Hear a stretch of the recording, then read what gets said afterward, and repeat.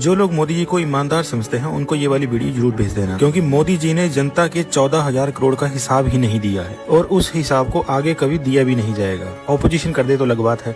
पिछले कल Delhi high court ने पीएम केयर को आरटीआई के दायरे से बाहर कर दिया। इसका सीधा सीधा मतलब है कि जनता आरटीआई लगा के भी अपने दिए हुए पैसे का हिसाब नहीं मांग सकती।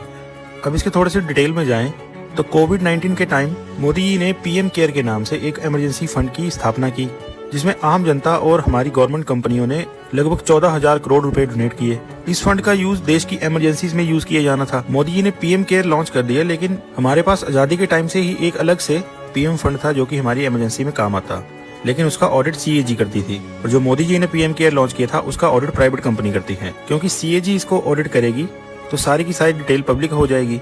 और इससे भी जबरदस्त बात यह है कि इस 14,000 करोड़ रुपए में से सिर्फ 3100 करोड़ अभी तक खर्च हुआ है, जिसमें सिर्फ 2,000 करोड़ रुपए के तो वेंटिलेटर ही हैं, वो भी बड़ी घटिया क्वालिटी के।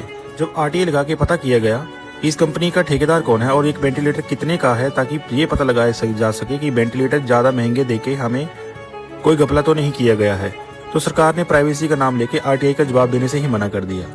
जब बार बार किसी चीज को छुपाया जाता है तो उसमें कोई ना कोई जोल जरूर होता है। मोदी जी की ईमानदारी के इतने सबूत काफी हैं। इससे साफ पता चलता है कि कहीं ना कहीं तो खोट है। ऐसी न्यूज गोदी मीडिया आपको कभी नहीं दिखाएगा। इसके लिए हमें फॉलो जरूर करें और सपोर्ट जरूर दिखाएं। Thanks for watching.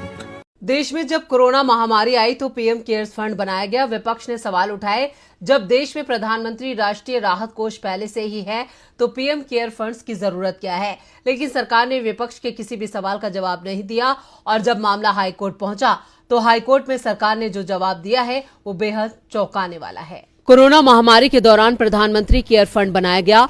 लोगों ने इसमें बढ़ चढ़ कर दान दिया। सरकार की ओर से बताया गया कि इस फंड का इस्तेमाल वेंटिलेटर से लेकर चिकित्सा उपकरणों की खरीदारी के लिए किया गया है। लेकिन जब ये मामला हाईकोर्ट पहुंचा तो सरकार के जवाब ने सभी को चौंका दिया। केंद्र सरकार ने दिल्ली हाईकोर्ट को बताया है कि पीएम केयर्स फंड सरकारी नहीं है, बल्कि ये एक निजी ट्रस्ट है जो आरटीआई अधिनियम की धारा 2 के दायरे में पब्लिक अथॉरिटी नहीं है। इसे भारत के संविधान, संसद या किसी राज्य के कानून के अनुसार नहीं बनाया गया है, इसलिए इसे पब्लिक अथॉरिटी नहीं कहा जा सकता। ये कोई सरकारी संस्था नहीं है, ये इंडिपेंडेंट पब्लिक चैरिटेबल ट्रस्ट है जो भारत के संविधान के दायरे में नहीं आता है। इस ट्रस्ट को ना तो सरकार ने बनाया है और ना ही किसी सरकारी संस्थान ने।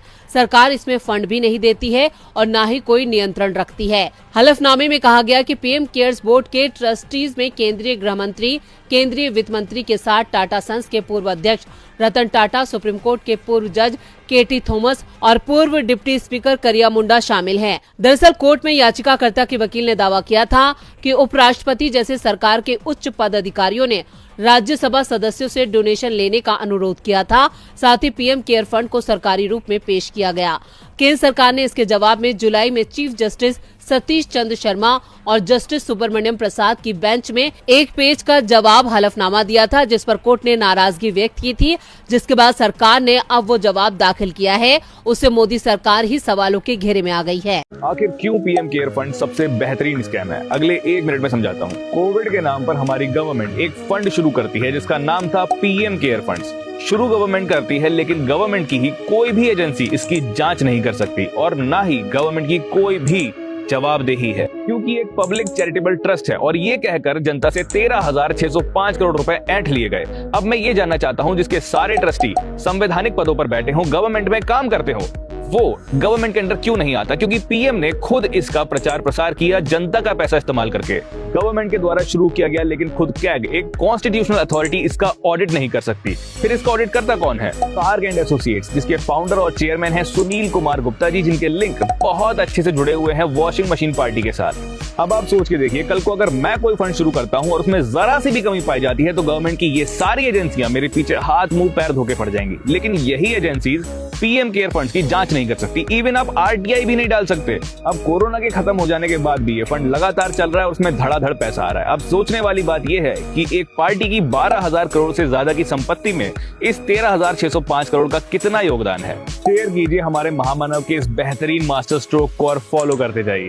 पहले प्रधानमंत्री हैं जिन्होंने एक फंड बना लिया, पीएम केयर फंड। उस पे आप कोई सवाल इसलिए नहीं पूछ सकते, उसके लिए रास्ते बंद कर दिए गए। किसी भी चीज को राष्ट्रीय सुरक्षा, राष्ट्र और देशद्रोह से जोड़ देना। सरकारी उस पे पूछे तो कहेंगे सरकारी वो है नहीं, और सब सरकारी संस्थाएं, उन्हीं का पैसा उसमें आता है। कोई ऑडिट, उसकी कोई जानकारी किसी को नहीं। कमाल हो गया, एक प्रधानमंत्री अपने लिए 10-20 हजार करोड़ का एक फंड बना रखा, बाहर बना लेता है और हम पूछ भी नहीं सकते, और वो कहीं बताने को बाध्य नहीं। और वो पीएम कौन सा केयर? जाहिर है कि जब आप पूछ नहीं सकते। जब पूरा देश कोविड महामारी से जूझ रहा था, भारत में कोरोना संक्रमण के मामले 1.5 लाख से ज्यादा हो गए। इस पेंडेमिक के दौरान पीएम मोदी ने जनता से कहा, पीएम केयर में फंड सहयोग करने के लिए प्रेरित करना है। लोगों ने इस पेंडेमिक से निपटने के लिए अपनी गाढ़ी कमाई का पैसा पीएम केयर फंड में भेजा, फिर भी लोग मरते रहे, कोविड के इलाज के लिए भटकते रहे। डॉक्टर साहब ने मेरे को बताया कि मैं आपके पिताजी को नहीं बचा पाऊंगा, कि ऑक्सीजन की बहुत ज्यादा कमी हो रही है और मेरे पास 1.5 घंटे का बैकअप है बस।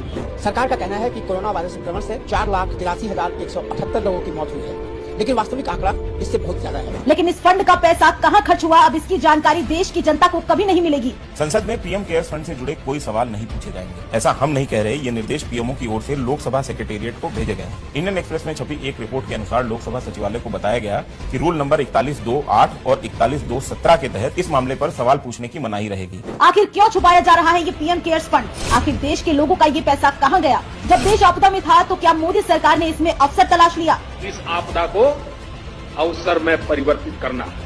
अगर इसमें कोई झोल नहीं तो फिर मोदी सरकार इस फंड की जानकारी क्यों नहीं दे रही? इसे क्यों छुपाया जा रहा है?